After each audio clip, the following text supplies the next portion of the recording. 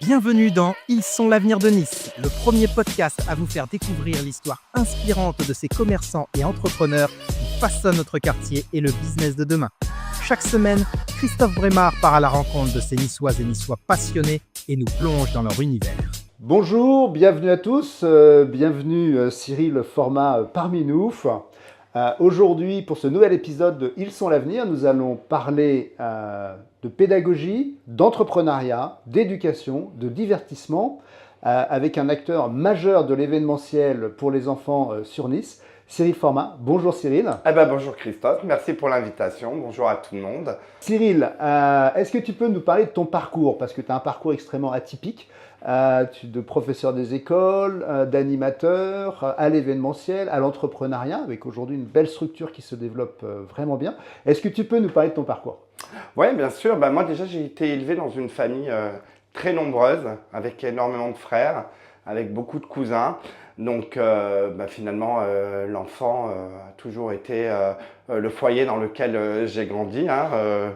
Donc je me suis très vite destiné vers l'animation, d'abord populaire, de quartier, et puis petit à petit, je me suis un peu spécialisé dans l'éducation en général. J'ai été animateur, après j'étais surveillant de cantine, gérant de cantine, puis j'ai passé mon diplôme pour être directeur de structure, j'ai été coordinateur des centres de loisirs de la ville de Nice, formateur BAFA, et puis après, le côté pédagogique est venu me saisir un petit peu. Après, mon grand-père était aussi enseignant, donc forcément la fibre. Il y a un atavisme familial. Exactement, tout à fait. Et du coup, pour moi, le métier de professeur des écoles était une évidence. Donc j'ai pratiqué ce travail pendant 20 ans avec passion, avec amour. C'est un métier que j'adore encore aujourd'hui, mais voilà, j'ai la sensation du travail bien fait. Je suis parti à un moment donné où il fallait que je parte. J'avais accompli mes missions. Et l'entrepreneuriat est venu comme ça me cueillir parce que personne chez moi est entrepreneur. Et j'avais envie de créer cette société événementielle qui était au carrefour en fait entre la pédagogie et l'animation. Et de là est né Evenementia. Voilà. Justement, on va parler d'Evenementia, donc 20 ans de fonction publique. C'est ça, tout à fait. Ouais. Passer dans l'entrepreneuriat, donc c'est un grand saut, ça aussi on va y revenir, parce que c'est effectivement, il y a deux mondes qui s'opposent.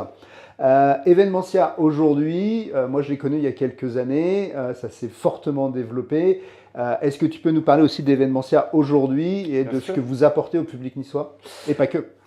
Alors Evenementia aujourd'hui, c'est une équipe formidable. Je le dis assez souvent, je travaille avec des gens top et j'ai cette chance d'être très bien entouré. En fait, c'est une agence événementielle pour enfants et familles qui propose des animations, donc comme on l'a dit, ludiques et pédagogiques. Alors ça va de l'animation pour les particuliers, anniversaires, animation des enfants pendant les mariages, pendant les baptêmes. On organise énormément de stages pour enfants, alors plutôt à visée créative parce que dans le staff, nous sommes tous issus d'une filière artistique. Donc on propose des stages de théâtre, de comédie musicale, de chant, Artistic Kids pour les petits, pour les 3-6 ans, donc qui sont de la pratique artistique au sens global du terme. Et après, on a beaucoup développé aussi les activités familiales parce qu'on trouvait qu'il manquait encore aujourd'hui, alors ça c'est le côté un peu professeur des écoles, et je condamne évidemment personne, j'ai été parent et je connais ça aussi, mais la vie elle nous happe tellement, on travaille, souvent les papas, les mamans travaillent, donc on a moins de temps à passer avec ses enfants, ou alors le temps qu'on passe, on est préoccupé par plein de choses, donc on a essayé de proposer des animations qui recréent un petit peu du lien dans des familles, qui redonnent envie de jouer, de découvrir ces sensations-là. Et on a développé aussi le B2B, oui, excusez-moi, pour les entreprises, pour les hôtels, entre autres. Mais toujours avec cette logique d'événementiel pour les enfants et pour les familles, qui est vraiment votre marque de fabrique. Exactement. Et vous faites aujourd'hui partie des seules, effectivement, d'agences événementielles dédiées aux familles et aux enfants. Cette logique de ludique, de pédagogie, c'est vraiment ce qui fait votre marque de fabrique. Pour toi, c'est aujourd'hui le sujet, le point crucial, c'est vos deux piliers, le côté ludique et pédagogique. Oui, tout à fait. L'apport pédagogique est très important. dans ce qu'on fait, on réfléchit nos animations, nos interventions. Et comme je te le disais tout à l'heure en préambule, en fait, je suis entouré de spécialistes de l'enfance, alors que ce soit dans l'animation, dans la psychologie, dans les différentes approches. Et finalement, ça devenait un petit peu comme une évidence pour nous. Donc se démarquer de la concurrence avec Evenementia en ayant une approche très ciblée, ludique et pédagogique, dédiée à l'enfance et à la famille. Et aujourd'hui, le secteur de l'événementiel, on entend souvent que le secteur de l'événementiel souffre un peu. Vous, ce n'est pas du tout votre cas. Aujourd'hui, il y a combien de personnes qui travaillent avec toi? Voilà. Comment est-ce que vous fonctionnez au quotidien, quoi? Alors aujourd'hui, il y a 14 salariés et après, pour des interventions un petit peu plus ponctuelles et plus techniques, on va faire appel à des intervenants avec lesquels on travaille régulièrement. Là, c'est vraiment pour apporter des compétences qu'on n'a pas forcément dans l'équipe. Je pense notamment à des magiciens, à des circassiens, où là, ça demande quand même une compétence vraiment précise. Parce que vous êtes à la fois dans vos locaux, mais vous avez des prestations externes où vous allez chez vos clients, à savoir dans les hôtels, dans les appartements, dans les maisons, Tout à fait. pour effectivement apporter cet aspect pédagogique, ludique, lors de fêtes d'anniversaire et autres. Exactement. C'est ça, hein. Ouais, même dans la rue, on travaille aussi pas mal pour des collectivités où on fait des manifestations culturelles souvent. D'ailleurs, je crois que je t'ai vu une fois en mascotte. Hein. Ouais, souvent. Ouais. Alors, je le fais de moins en moins, à mon grand désespoir, mais oui, exactement. Ça m'amuse bien. Oui, bah, ça se sent. On sent aujourd'hui que voilà, ton quotidien est animé par ce sens que tu apportes, que tu es en totale adéquation entre ton travail, ton quotidien et tes valeurs. Néanmoins, aujourd'hui, tu l'as évoqué tout à l'heure, hein, ce qui est important, c'est de se faire connaître. Les mascottes sont un moyen aussi de se faire connaître, parce que c'est très instagrammable. Bien sûr. Comment est-ce qu'aujourd'hui, vous allez glaner des nouveaux clients? Comment est-ce que vous faites connaître? En fait, c'est une question que je me suis longtemps posée. C'est-à-dire que jusqu'à présent, alors tu l'as dit, hein, tu l'as souligné, moi à la base, je ne suis pas issu du monde de l'entrepreneuriat, donc j'avais tout à apprendre à ce niveau-là. Je le répète, mais bon, je suis entouré de plein de jeunes qui ont fait des études dans ce domaine-là, donc ils me conseillent, ils m'orientent, et ça fait du bien. J'apprends plein de choses. Combien de followers sur Insta? On est à peu près à 14 000 followers. Ouais, donc déjà un bel influenceur quand même. Ouais. On a surtout une belle communauté, principalement de mamans, donc je fais un appel au papa. On a vraiment une très forte communauté de mamans et vraiment des gens sympas qui, eux aussi, viennent alimenter un petit peu ce qu'on fait en nous enrichissant de leur expérience professionnelle, en nous proposant des choses, en nous proposant aussi leurs compétences. On a notamment des mamans qui sont proposées, parce qu'on fait de la formation animateur, pour moi c'est hyper important qu'une fois par mois, mon équipe soit formée ou sur une compétence pédagogique ou sur une compétence émotionnelle, intellectuelle. Donc on a des psychologues qui viennent, on a des magiciens, des sculpteurs sur ballon, des sociologues, des pédagogues. Voilà. Et donc on a des mamans qui viennent aussi nous proposer leurs compétences, le crochet par exemple. Voilà, donc on essaye d'intégrer tout ça à notre processus de formation des animateurs de manière à ce que ça s'enrichisse. Et aujourd'hui, donc pour vous faire connaître, les réseaux sociaux, le bouche à oreille, très important, surtout quand on parle des familles, la sortie des écoles, c'est important. C'est ça, et le porte-à-porte, moi je me suis un peu lancé dans le B2B, personne ne voulait trop le faire dans la boîte, donc je dis Alors pour nos auditeurs, le B2B c'est extrêmement important, c'est le business to business pour ceux qui ne connaissent pas, parce que ce sont des jargons un petit peu entre nous. L'objectif c'est d'aller chercher du grand compte. Qui va effectivement nous ramener tout de suite un impact plus important. Donc toi, en l'occurrence, sur le B2B, c'est les hôtels. Exactement, les hôtels, les entreprises, parce qu'on a aussi des kids clubs dans les entreprises. D'accord. Donc oui, là c'est du porte-à-porte. Je connaissais personne un peu dans le milieu, donc on y va, courage à la main et avec ces petites plaquettes, et puis on tape à la porte. Et aujourd'hui, vous avez des signatures prestigieuses ou... Ah ouais, on a la chance d'avoir des clients de prestige qui nous font confiance. Le Grand Hôtel du Cap Ferrat, par exemple. D'accord. Ah oui, on est sur de la signature de prestige même. Vraiment. Oui, tout à fait. D'accord. Pour lequel on gère la gestion du Kids Club depuis 2 ans, mais on avait fait des interventions avec des animateurs avant. Le Méridien Beach Plaza à Monaco. Là, je ne peux pas en parler, mais il y a d'autres hôtels à Nice. À Nice et à Cannes, avec lesquels on va travailler dès cet été. D'accord, donc voilà, la belle approche de la pédagogie du ludique, 14 salariés, donc on est effectivement sur une entreprise qui fonctionne bien. Tu as toujours 1 milliard de projets en tête, ce qui est aussi un peu le propre de l'entrepreneur, hein, quand Ouais, même, plus un que, peu trop même. hein, plus que On du essaye de professeur me des calmer. écoles Ouais. quand même. Donc tu as toujours 1 milliard d'idées en tête. Là, tu nous as parlé, vous êtes aussi en train de lancer votre propre gamme de jouets qui sont à la fois ludiques pour éveiller tous ces enfants. Qu'est-ce que tu peux nous en parler un petit peu? Alors ça c'est pareil, hein, tu vois, ça vient résonner avec ce que tu dis, le fait que quand on est entrepreneur, on dort pas, ça foisonne. Et puis je te garantis que quand j'étais instit, c'était le cas aussi, je me décarcassais, mais d'ailleurs beaucoup de mes collègues que je salue, là du coup, se décarcassent toute la journée pour trouver des situations d'apprentissage qui permettent aux enfants de rentrer plus facilement dans les apprentissages. Alors cette gamme de produits, elle est née de cette pratique-là en classe où je recherchais constamment des solutions, des jeux que je pouvais créer, des situations mathématiques, des situations qui provoquent pour la lecture l'envie de lire et le déclenchement. Elle est née de ça, comment dans mes packs anniversaires, dans mes animations que je vais proposer au grand public, je peux y apporter une touche pédagogique et qu'est-ce que je veux au final réussir à transmettre par le biais de cette animation. Alors évidemment, hein, c'est des objectifs qui sont cachés. Ils ne viennent pas, les enfants ne se disent pas « Ah, on vient faire cette animation parce qu'on va apprendre à lire. » Jusque-là, Mais par exemple, on essaye de développer des escape games avec des approches vraiment pédagogiques, de la lecture. Nouvelle gamme que vous êtes aujourd'hui en train de sortir, qui est en pleine réflexion. Tout à fait. Et sur lequel vous rencontrez quelques difficultés techniques. L'idée est là, le concept est là, le bien fondé, on l'a bien compris, tu es un professionnel, tu maîtrises tous ces sujets depuis maintenant presque 30 ans, tu as une équipe aussi dédiée pour t'accompagner, mais aujourd'hui c'est comment on passe effectivement de l'idée et du concept qui est là et qui est votre quotidien, à la mise en œuvre pratique pour que demain effectivement il y ait une boîte qui puisse sortir et être mise à destination de l'ensemble des familles pour jouer aussi le dimanche quand vous êtes fermé. Exactement, c'est tout à fait ça. On est ouvert le dimanche, on est fermé le lundi. Alors ils joueront le lundi. Ouais.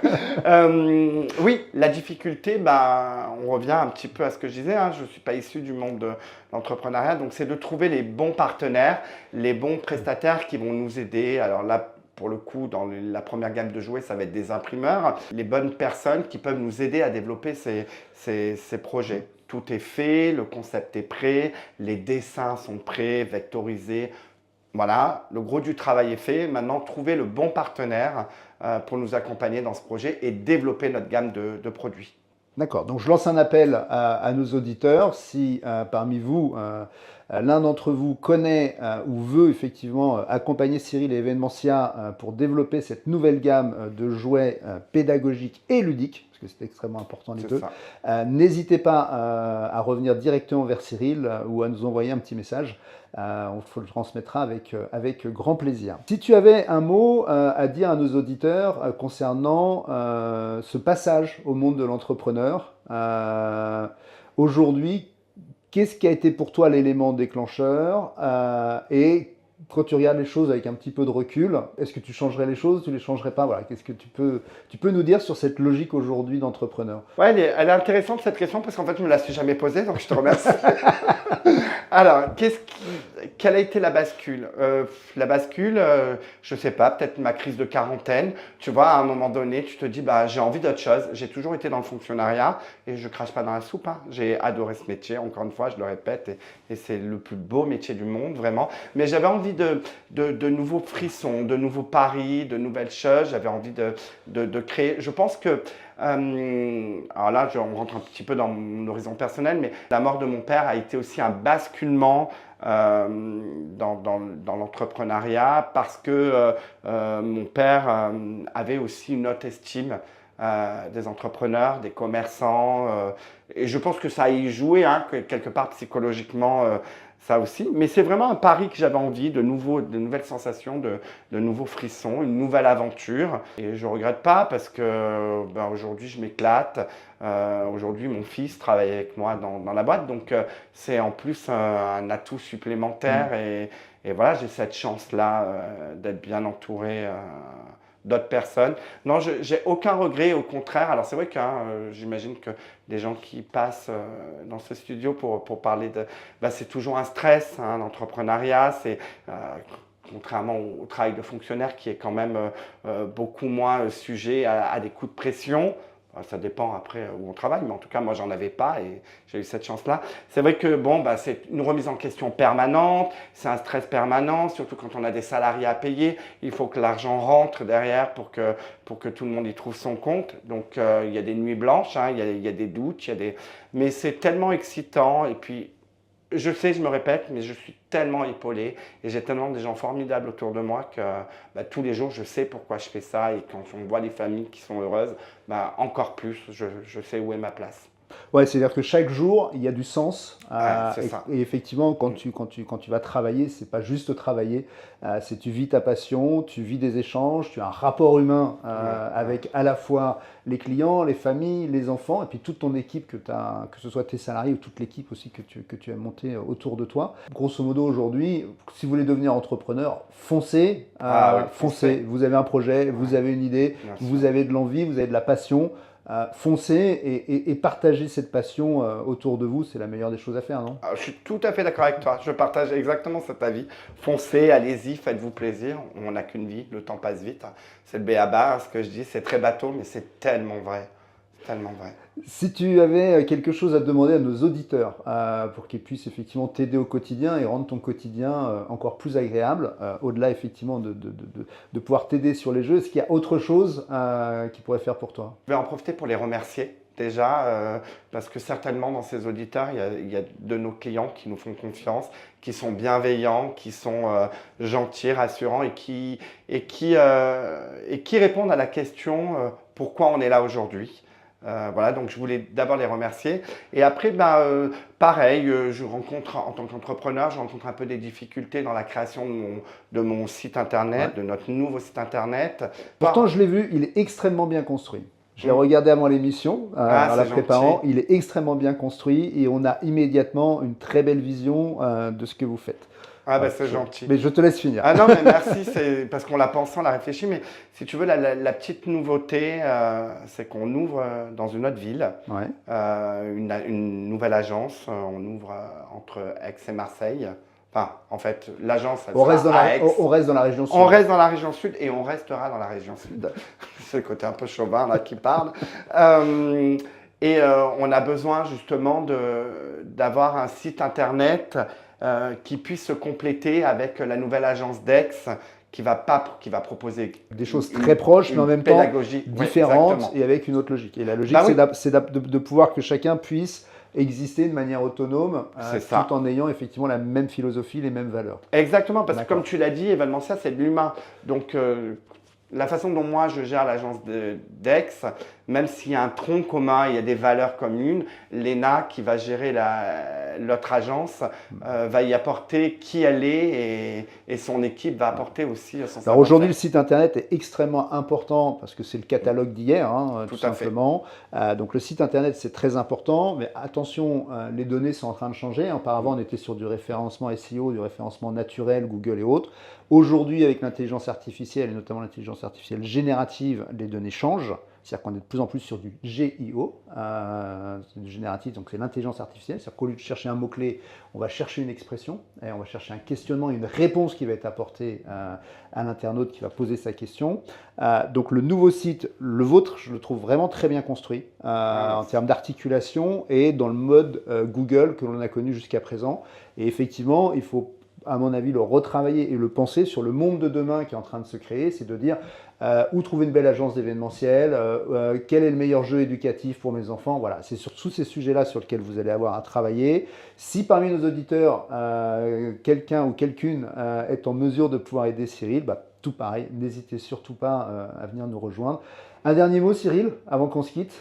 Dernier mot, merci à toi, merci à ton équipe, merci à tous les auditeurs, merci à tous. J'ai beaucoup de chance d'être là et je vous remercie infiniment. Voilà. Un grand merci Cyril. On se retrouve la semaine prochaine pour un nouvel épisode de Ils sont l'avenir de Nice. Et en attendant, je vous invite à descendre, consommer local, consommer chez vos commerçants, pensez à consommer en bas et à côté de chez vous. Merci et à la semaine prochaine pour une émission encore plus inspirante. Merci, au revoir.